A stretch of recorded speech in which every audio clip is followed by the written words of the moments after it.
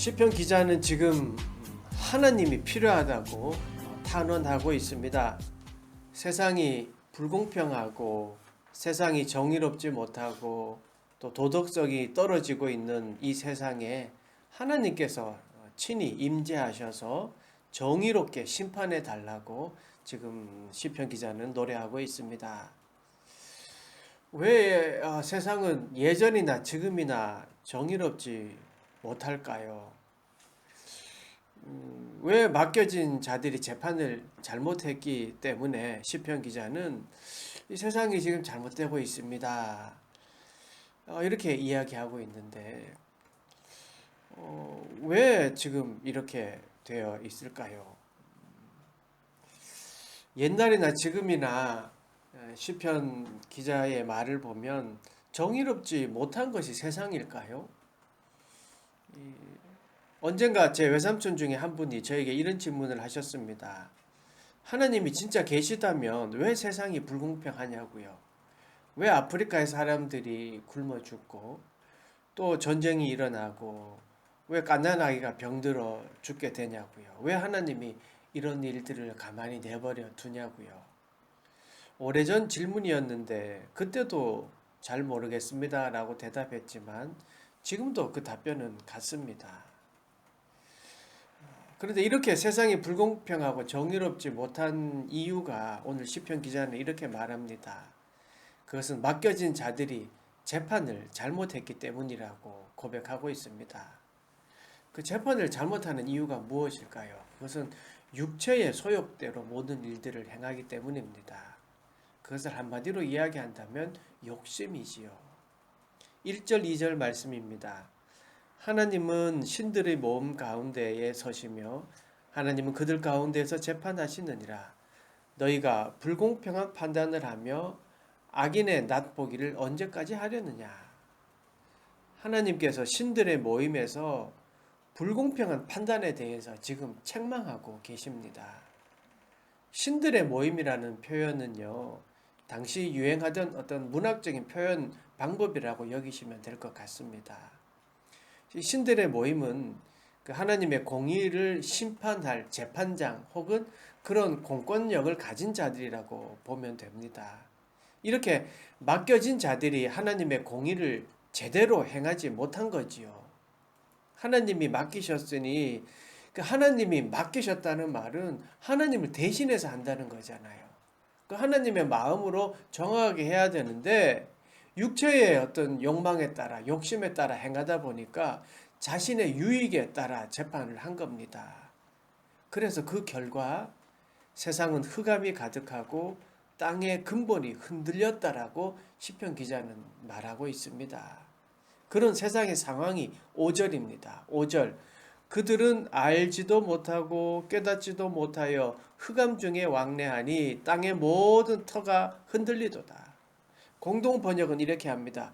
그들은 분별력도 없고 깨닫지도 못하여 어둠 속에 헤매고만 있으니 세상이 송두리째 흔들린다. 하나님이 없이 마음대로 하는 재판은 많은 사람들을 혼돈으로 이끕니다.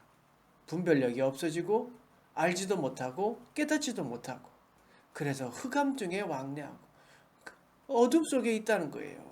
어둠 속에 헤매게 된다는 겁니다. 하나님을 알지 못하고 그래서 분별력이 없어지면 어둠 속을 헤매게 됩니다. 그래서 하나님의 정의가 필요하고 그래서 하나님의 공평이 필요하고 그래서 하나님의 옳음, 진리가 필요합니다. 그 정의, 공평, 진리 이것이 어디에서 옵니까? 하나님입니다. 여러분 바른 정의 또 공평 또 옳음 이것은 하나님부터 온다는 것을 우리는 잘 알아야 합니다. 왜냐하면 하나님이 진리이시고 또 하나님이 공평하시고 하나님이 정의이기 때문입니다. 그래서 이 2절 말씀이 더 두렵게 지금 우리에게 다가오는 것 같습니다. 하나님은 신들의 모임, 즉 심판을 맡긴 자들에게 호통하셨습니다. 호통하십니다. 언제까지 그렇게 불공평한 판단을 하며 살 거냐? 언제까지 그렇게 악인의 편에 서서 욕심에 따라 살 것이냐라고 호통하시는 것 같습니다. 2절 너희가 불공평한 판단을 하며 악인의 낫보기를 언제까지 하려느냐. 맡겨두었더니 불공평한 판단을 일삼고 육체의 욕망에 따라 살아가고 그래서 욕심에 따라 판단하고 악인과 더 가까이 지내니 어떻게 된 일이냐? 언제까지 그렇게 살 거냐? 내가 언제까지 내버려 둘 것 같으냐? 라는 주님의 호통입니다. 이 말씀이 가슴이 철렁하게 되는 이유는 무엇일까요?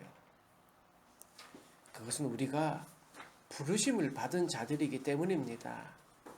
맡겨진 자들이 우리이기 때문입니다. 우리는 빛을 알기 때문입니다. 우리는 어둠에 머물러 있는 자들이 아닙니다. 그래서 우리는 어둠 속에서 헤매는 자들을 인도할 수 있는 그런 빛을 우리는 가지고 있기 때문입니다. 여러분, 빛이 무엇입니까? 예수님께서 이렇게 말씀하셨습니다. 요한복음 8장 12절 예수께서 또 말씀하여 이르시되 나는 세상의 빛이니. 빛이 누구라고요? 예수님입니다. 나는 세상의 빛이니 나를 따르는 자는 어둠에 다니지 아니하고 생명의 빛을 얻으니라. 아멘.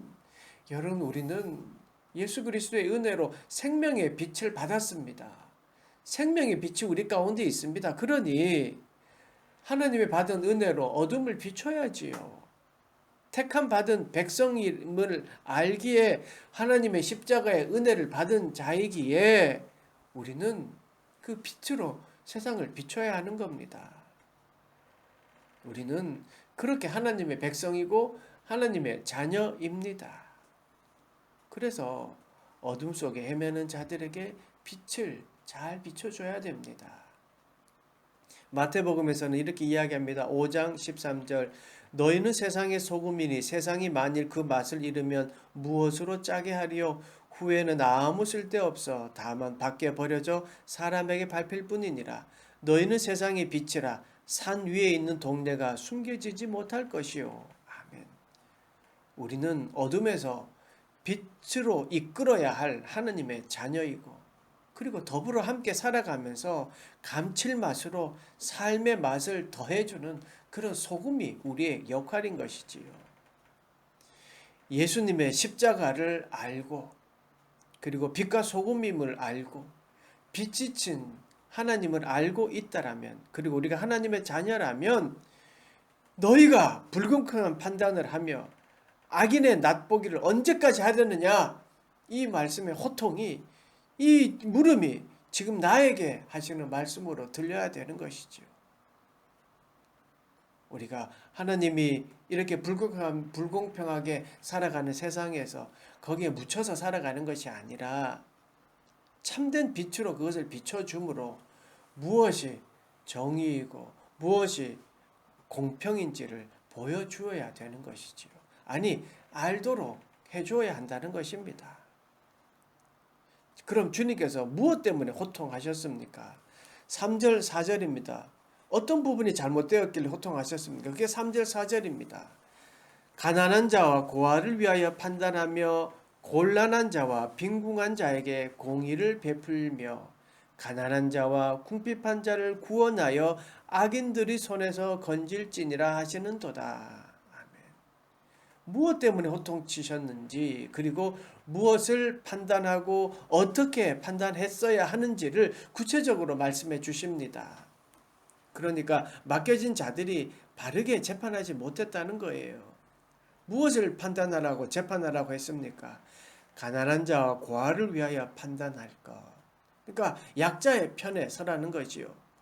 곤란한 자와 빈궁한 자에게 공의를 베풀 것. 내 욕심에 따라 하는 것이 아니라 공의를 베풀라는 겁니다. 또 그들의 악인들의 손에서 건질 것. 이게 맡겨진 자들에게 행해야 될 일이었습니다. 그 일들을 잘 재판하고 판단하라고 맡겼는데 잘 하지 못했습니다. 오히려 악인들의 편에 서고 육체의 소욕에 따라 모든 일들을 결정했습니다. 그래서 그 결과 세상이 흑암 속에 헤매이게 되었습니다. 그래서 그들이 악인의 괴로움을 당하게 되었고 결국 세상이 흔들리게 되었던 것입니다. 그래서 하나님이 그 모습을 보고 바뀌어진 자들에게 호통하십니다. 또다시 호통하십니다. 6절, 7절입니다. 내가 말하기를 너희는 신들이며 다 지존자의 아들이라 하였으나 그러나 너희는 사람처럼 죽으며 고간에 하나같이 넘어지리로다. 무슨 말입니까? 세워주고 자격을 줬더니 오히려 똑같구나. 세상과 똑같이 하는구나 라는 말씀입니다. 지존자의 아들들이라고 세워주었지만 그 자격을 제값을 못하는구나. 오히려 재판의 특권을 버리고 더 심하구나 라는 말이지요. 여러분, 주님이 우리를 향해 지금 이렇게 말씀하고 계신 건 아닐까요?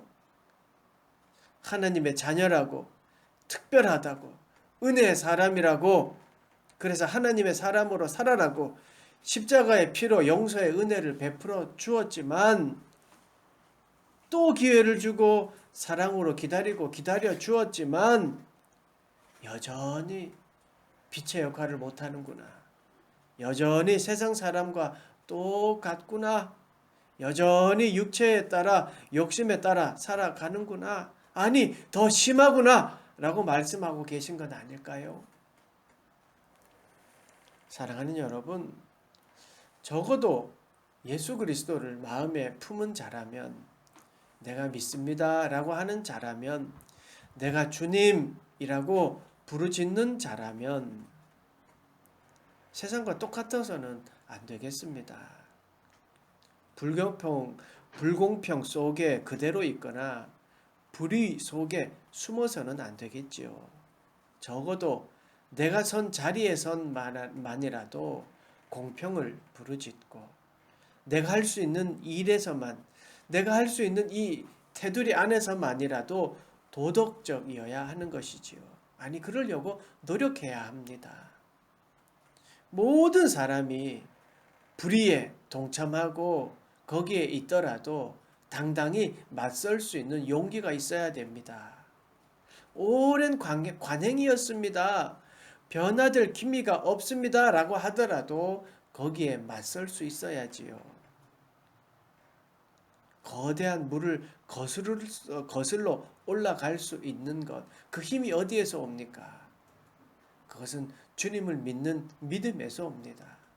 주님이 정의이고 주님이 진리이고 주님이 공평이라는 것을 알 때 우리는 그 거룩한 거대한 물을, 그 세찬 물을 거슬러 올라갈 수 있는 힘이 생기는 겁니다. 그것이 바로 그 힘이 하나님의 자녀라고 하는 그 힘입니다. 하나님의 자녀이니까 하나님의 말씀을 믿는 거지요. 하나님의 말씀을 믿으니까 하나님을 의지해서 힘이 생기는 거지요. 그리고 더 중요한 것은 공의와 정의의 판단은 하나님이 하시는 거지요.